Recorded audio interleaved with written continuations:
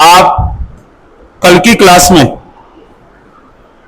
आपने पढ़ा कि आपके नेचुरल डिजिट जो होते हैं, नेचुरल डिजिट आपके 9 होते हैं, अर्थात 0 to 9, 1 to 9, 1 से लेकर 9 तक आपने पढ़ा कि आपके प्राकृतिक अंक होते हैं। हमने पिछली क्लासों में 0 के बारे में पढ़ा। 0 की खोज आर्यभट्ट ने की तो हमने आर्यभट्ट के बारे में पढ़ा, और आज फिर हम अपनी बेहतरीन क्लास प्रारंभ करते हैं और आज हम उससे आगे बढ़ते हैं। मेरे प्यारे दोस्तों, आज थोड़ा स्वास्थ्य भी मेरा गड़बड़ है।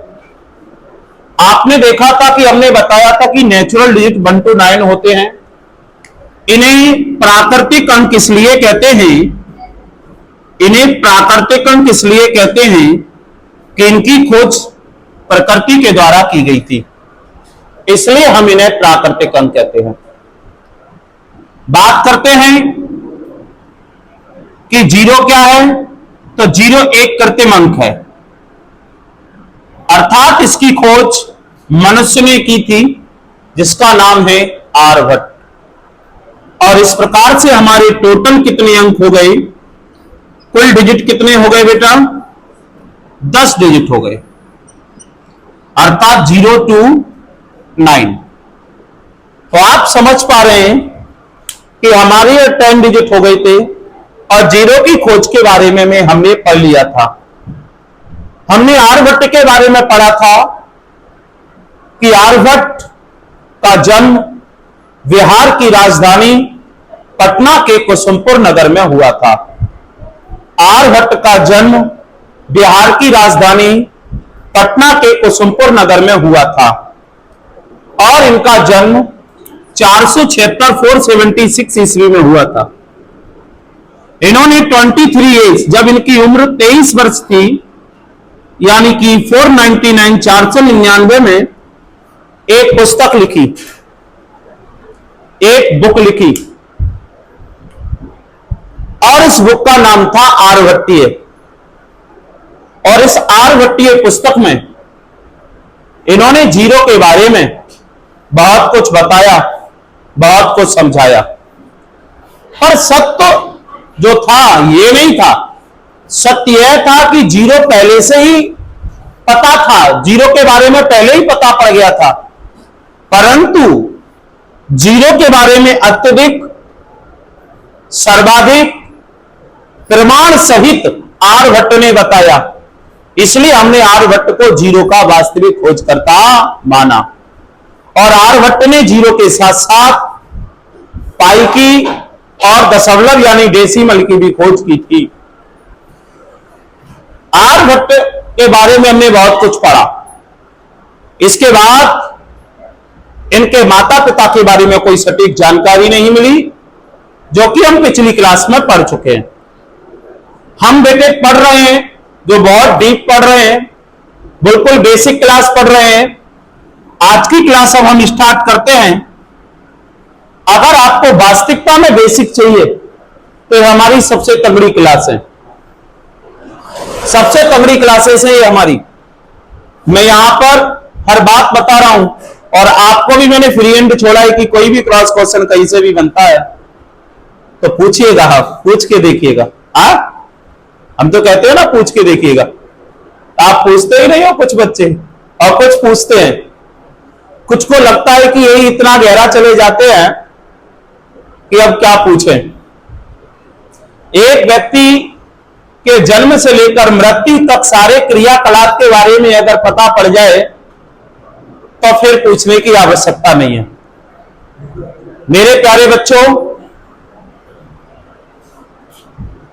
एक वैज्ञानिक और हुए जिन्होंने 0 और खगोल शास्त्र के बारे में बहुत कुछ बताया। एक वैज्ञानिक हुए हमारे बारामिहिर,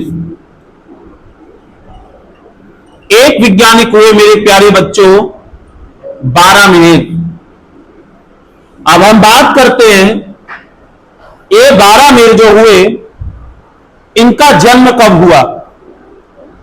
अगर मैं बारामीर के जन्म की बात करता हूं, बॉर्न की बात करता हूं, तो इनका 505 ईस्वी में जन्म हुआ और यहां से लेकर 587 एडी में इनका देहांत हो गया। एक बरामीर वैज्ञानिक हुए जो बहुत बड़े गणितज्ञ थे। इनका जन्म 505 ईस्वी में जन्म हुआ और 87 ईस्वी में मृत्यु हुई, अर्थात डेड हुए, समाप्त हो गए। इनका जन्म हमारे मध्य प्रदेश की पावन भूमि उज्जैन में पूर्व की ओर एक 24 किलोमीटर दूर गांव है, पूर्व की ओर 24 किलोमीटर एक गांव है जिसका नाम है कपित्था। उज्जैन में एक गांव है जिसका नाम क्या है? कपित्था। अर्थात कपित्था गांव में इनका जन्म हुआ था। जन्म स्थान, बॉर्न प्लेस की बात करूंगा। बॉर्न प्लेस तो क्या समझे? बरामीर का जन्म किस ईस्वी में हुआ था? मृत्यु कब हुई? कहां हुआ था? उज्जैन के पूर्व की ओर 24 किलोमीटर 24 किलोमीटर एक विलेज पड़ता है जिसे कपित्था नाम से जानते हैं। आप इसे आज कायथा भी कहते हैं, कायथा। मेरे प्यारे बच्चों, क्या बरामीर का नाम प्रारंभ से ही बरामीर था? आखिर पड़ा कैसे? कोई तो वजह होगी कि इनका नाम जो बरामीर पड़ा, क्या वजह रही होगी? मेरे प्यारे बच्चों, इनके माता पिता का जो नाम था, ये मां और ये पिता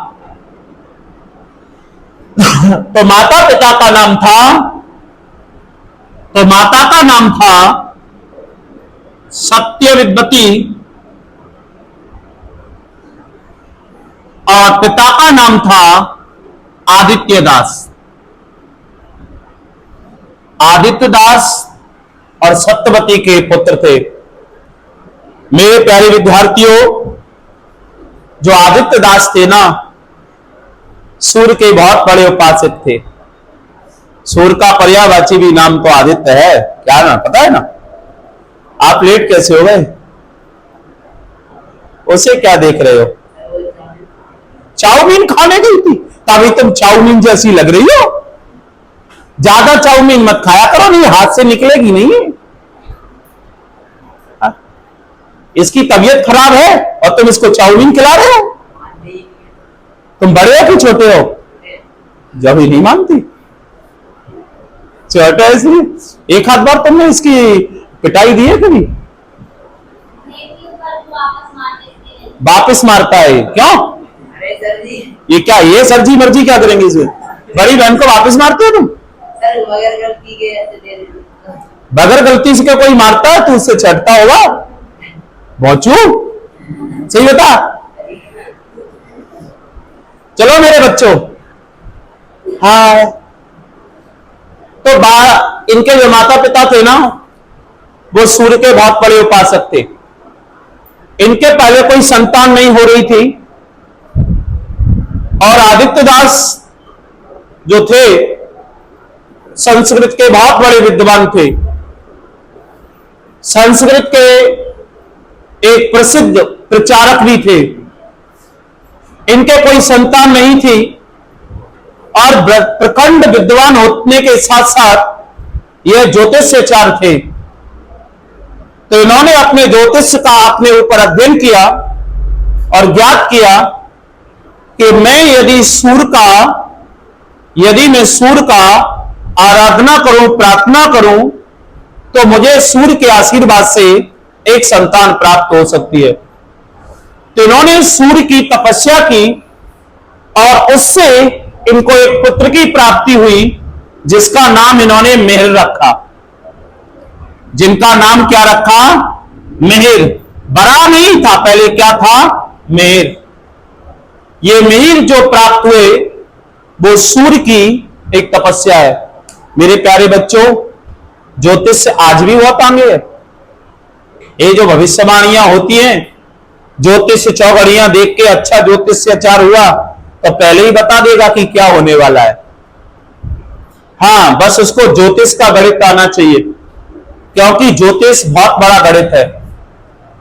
मैं आगे बताऊंगा, भास्कराचार्य भी बहुत बड़े गणितज्ञ थे। तो मेरे प्यारे बच्चों, जो बरामिर थे, तो इनका नाम पहले मिहिर था। सूर्य की तपस्या से ये प्राप्त हुए।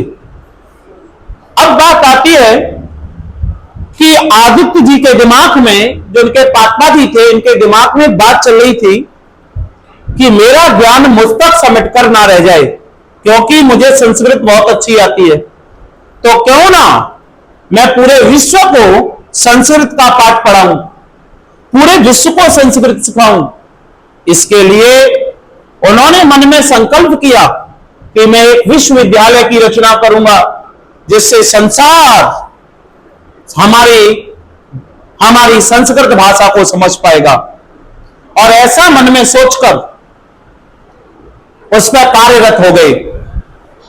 ये आदित्यदास, कंग, ब्रह्मगुप्त, भास्कराचार्य प्रथम, बहुत सारे नागार्जुन, बहुत सारे पाइथागोरस, बहुत सारे थैल्स, बहुत सारे वैज्ञानिकों से मिले। और मिलने के बाद उन्होंने संस्कृत का एक विद्यालय खोलने का विचार उनके समक्ष रखा। सबने सहयोग किया। तब तक कहीं जाके मिहिर भी बड़े होने लगे थे। इनकी आयु 12 वर्ष की हो गई थी। 12 वर्ष की आयु में ये पिता से अनुग्रहित होकर ज्योतिष से सीखने लगे। तब उज्जैन का राजा विक्रमादित्य था। तब उज्जैन का राजा कौन था? उज्जैन का जो राजा था वो कौन था? विक्रमादित्य था। उज्जैन का राजा विक्रमादित्य था और राजा का एक पुत्र था। तो 12 वर्ष की उम्र में मिहिर ने विक्रमादित्य के पुत्र के बारे में एक घोषणा कर दी कि बोले, आज से 12 दिन के बाद तुम्हारे पुत्र की मृत्यु बराह के द्वारा हो जाएगी। आज से ठीक 12 दिन के बाद आपके पुत्र की मृत्यु बराह के द्वारा हो जाएगी। ये बराह कौन है? बराह जानते हो किसे कहते हैं? सुअर। सुअर, बराह सुअर का पर्यायवाची है। बोले बराह के द्वारा हो जाएगी। राजा ने सोचा 12 वर्ष का बालक क्या बताएगा, इसकी बातों को लेकर और टेंशन पालो। राज्य का ही वैसे क्या बहुत कम टेंशन है, तो इसकी भी टेंशन पालो। वैसे ही कह दिया होगा, वैसे ही कह दिया होगा। तो राजा ने इतना मिहिर की बात का ध्यान नहीं दिया। जब मिहिर की बात का ध्यान नहीं दिया और वो समय गुजरता गया, ठीक 12 दिन के बाद सुअर के द्वारा विक्रमादित्य के बेटे की मृत्यु हो गई। और ये मिहिर ने ज्योतिष को पिताजी से सीखकर 12 वर्ष की उम्र में उसका प्रयोग किया। अर्थात विक्रमादित्य के पुत्र की, देखो भाई साहब मेरे भी कैसा है, राजा के पुत्र की चौकड़ियां देखने देखा, मेरे भी देख लो, राजा के पुत्र की जन्म कुंडली देखने का था। इधर उधर की अरे अरे रत्तू खैरे की किसी की भी देख लेता, डर भी नहीं लगा। डर ना लगने का कारण यह भी है क्योंकि पिताजी उनके दरबार में राजपुरोहित थे, विक्रमादित्य के दरबार में। इसलिए उन्होंने देखा ठीक 12 दिन के बाद विक्रमादित्य के पुत्र की मृत्यु हो गई। जब विक्रमादित्य ने देखा कि इतना योग्य बालक है, तो इसको मिहिर के पहले बराह की उपाधि दी गई। अर्थात वहीं से इनका नाम हो गया बराह मिहिर। कुछ समय के बाद उनके पिता का देहांत हो गया। संस्कृत सीखने की इच्छा से 20 वर्ष की उम्र में वह बिहार गए, नालंदा विश्वविद्यालय में। वहां पर भास्कराचार्य से मिले, वहीं पर आर्यभट्ट जी से मिले और आर्यभट्ट से प्रेरणा लेकर उन्होंने खगोल शास्त्र पर अध्ययन कर दिया। खगोल शास्त्र पर अध्ययन करने के बाद उन्होंने एक पुस्तक लिखी जिसको आप कहेंगे बृहद संहिता। एक पुस्तक लिखी जो बहुत फेमस पुस्तक है, बृहद संहिता। इनकी दूसरी पुस्तक थी पंच सिद्धांतिका।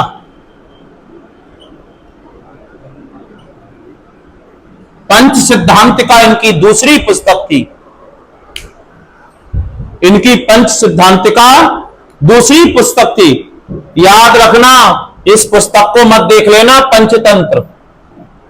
एक पंचतंत्र भी पुस्तक है, इसके रचयिता विष्णुगुप्त शर्मा हैं, विष्णु दत्त शर्मा। ये बहुत फेमस पुस्तक है। ये पंचतंत्र है और ये पंच सिद्धांतिका है। ये जो पंचतंत्र पुस्तक है, इसमें व्यक्ति के संपूर्ण जीवन के बारे में, उसके शरीर की संरचना के बारे में, शरीर की बनावट के बारे में बताया गया है। बोले कहा है कि हमारे पृथ्वी पर कुल कितने तत्व हैं, पृथ्वी कितने तत्वों से मिलकर बनी है, हमारा शरीर कितने तत्वों से मिलकर बना है। तो मेरे प्यारे बच्चों, हमारा शरीर 5 तत्वों से मिलकर बना है। 5 एलिमेंट इन अवर्स बॉडी। हमारी बॉडी में कितने एलिमेंट हैं? 5। कौन कौन से? बोले जल, थल, अग्नि, गगन, समीरा। बोले जल, थल, अग्नि, गगन, समीरा, 5 तत्व मिल बना शरीरा। जल, थल, अग्नि, गगन, समीरा, 5 तत्व मिल बना शरीरा। पानी, पृथ्वी, थल यानी कि पानी के बिना भाग, जल यानी कि पानी, थल यानी बिना पानी का भाग, अग्नि क्रोध तेज तपन, गगन अंतरिक्ष जैसी गहराई, समीरा यानी कि हवा जैसा तेज शीतलपन। अर्थात हमारा संपूर्ण शरीर इन 5 तत्वों से मिलकर बना है। अगर ये 5 तत्व हमारे लिए नहीं होंगे तो हमारा जीवन नहीं माना जाएगा। क्योंकि अमेरिका के जो लोग होते हैं, ये तो भारत की बात रही, अमेरिका के लोग केवल 4 तत्वों को मानते हैं, ओनली 4 एलिमेंट्स। केवल 4 तत्वों को मानते हैं। वो गगन को यानी कि अंतरिक्ष को तत्व नहीं मानते, अंतरिक्ष को तत्व नहीं मानते। और हमारे इंडिया के लोग 5 को तत्व मानते हैं। ये बहुत फेमस पुस्तक है, पूछी जाती है, हेलो हाउ कैसे हो, मुंह फुलाओ क्यों बैठे हो, किससे बात कर रही हो? हम इधर पढ़ा रहे हैं, तुम बात कर रही हो। कॉलेज गई थी आज आप? बता दिया पिताजी को? देख लो, ऐसी फ्रेंडों के साथ में मत रहा करो। अगर समझ लीजिएगा कि किसी की फ्रेंड के फोन अगर तुम तक आने लगे,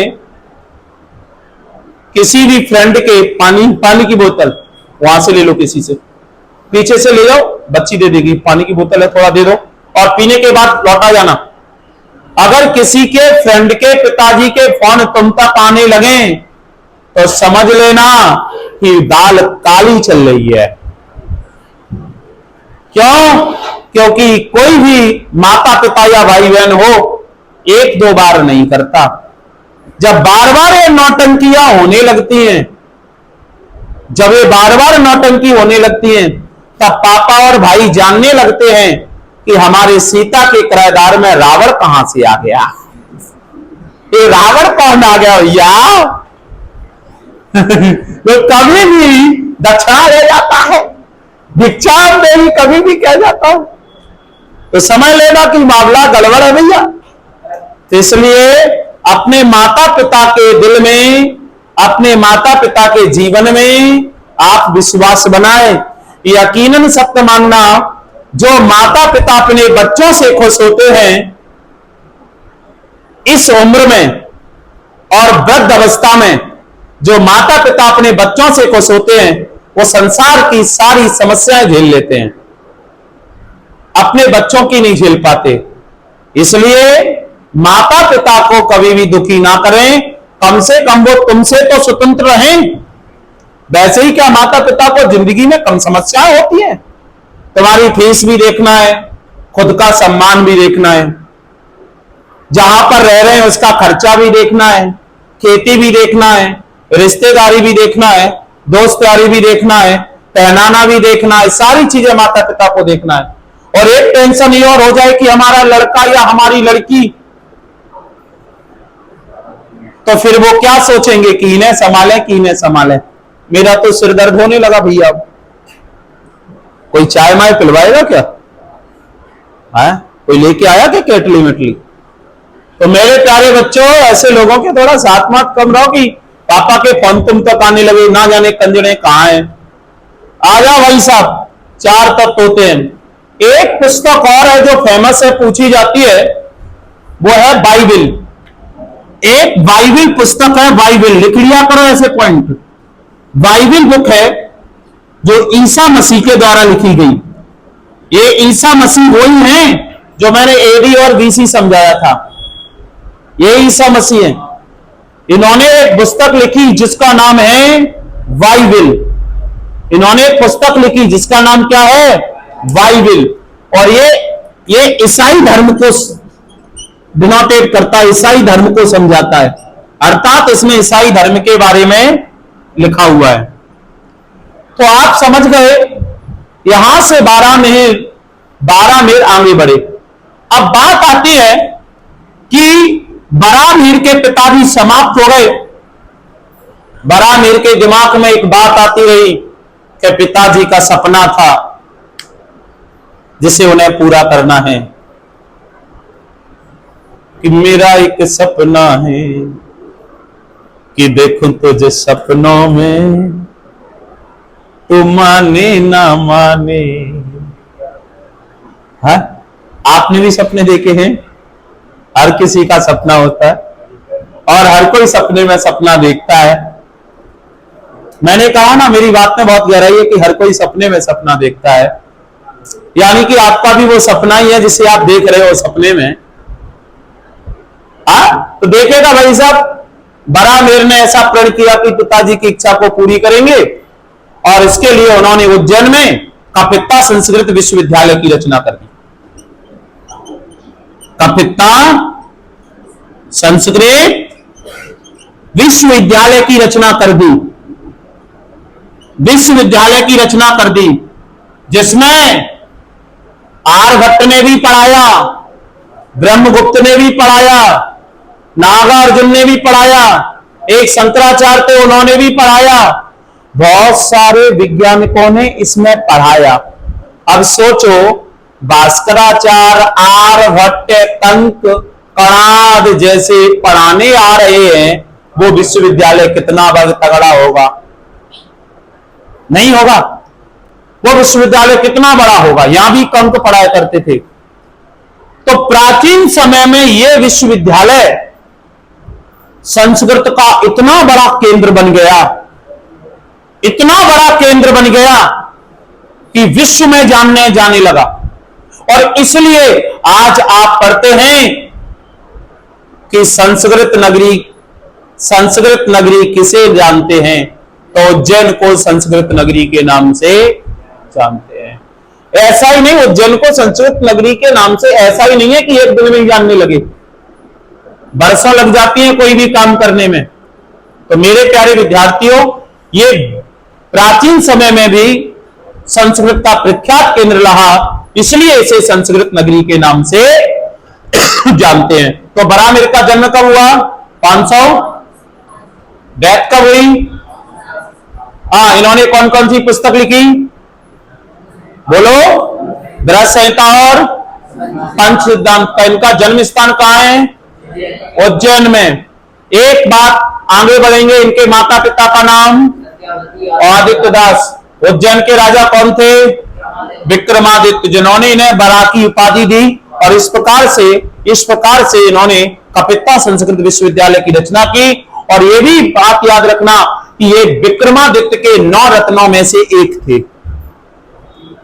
बराहमिहिर विक्रमादित्य के 9 रत्नों में थे, 9 रत्नों में से एक थे, 9 रत्नों में थे विक्रमादित्य के दरबार में। चलेगा, अब हम इसको लिखते हैं, उसके बाद हम भास्कराचार्य के बारे में चर्चा करेंगे।